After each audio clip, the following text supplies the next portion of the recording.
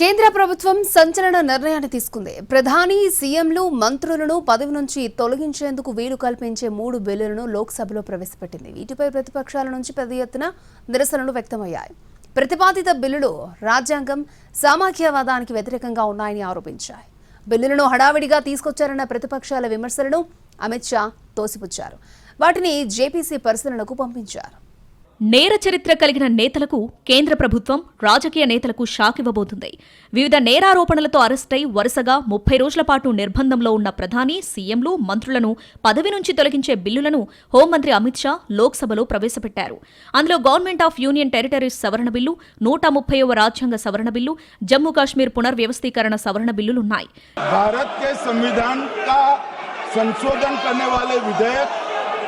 संघ राज्य क्षेत्र शासन अधिनियम 1963 का संशोधन करने वाले विधेयक और 2019 का और संशोधन करने वाले विधेयक को माननीय अध्यक्ष जी द्वारा नाम निर्दिष्ट किए जाने वाले इस सभा के 21 सदस्य और उपसभापति द्वारा नाम निर्दिष्ट करने वाले 10 सदस्यों के मिलकर बनने वाले सभाओं బిల్లులను ప్రవేశపెట్టిన సందర్భంలో లోక్సభలో అధికార విపక్షాల మధ్య వాగ్వాదం చోటు చేసుకుంది. కొంతమంది ప్రతిపక్ష ఎంపీలు బిల్లు ప్రతులను చించి విసిరారు. వెళ్లోకి దూసుకెళ్లి కేంద్ర ప్రభుత్వానికి వ్యతిరేకంగా నినాదాలు చేశారు. కేంద్రం తీసుకొచ్చిన బిల్లు దేశ సమైక్య విధానానికి విరుద్ధమని వ్యాఖ్యానించింది.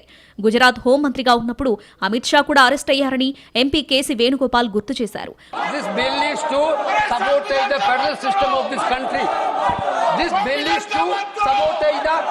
Basic principle of the constitution of this country.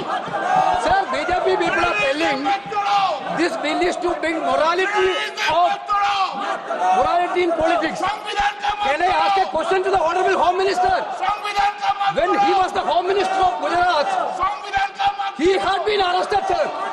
Whether he took the morality of that point of time? రాజకీయ నేతల నేరారోపణ బిల్లుతో రాజకీయ దుర్వినియోగం జరిగే ప్రమాదముందని కాంగ్రెస్ ఎంపీ మనీష్ తివారీ విమర్శించారు.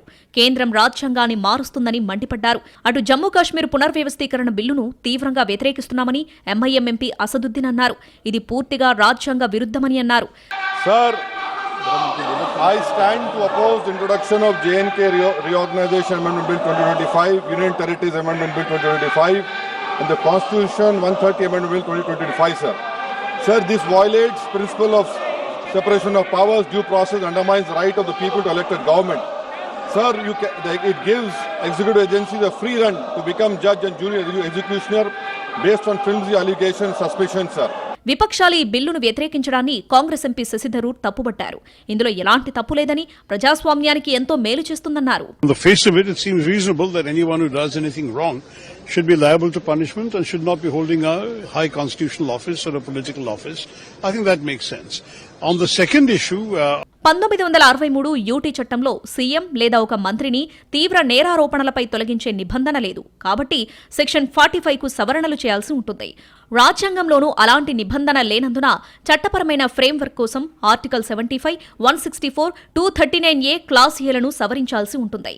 2019 జమ్మూ కాశ్మీర్ పునర్వ్యవస్థీకరణ చట్టంలోనూ ఇలాంటి నిబంధన లేనందున సెక్షన్ 54ను సవరించి సీఎం లేదా మంత్రిని తొలగించే చట్టపరమైన ఏర్పాటు చేయాలనేది బిల్లు లక్ష్యమని కేంద్రం చెబుతోంది.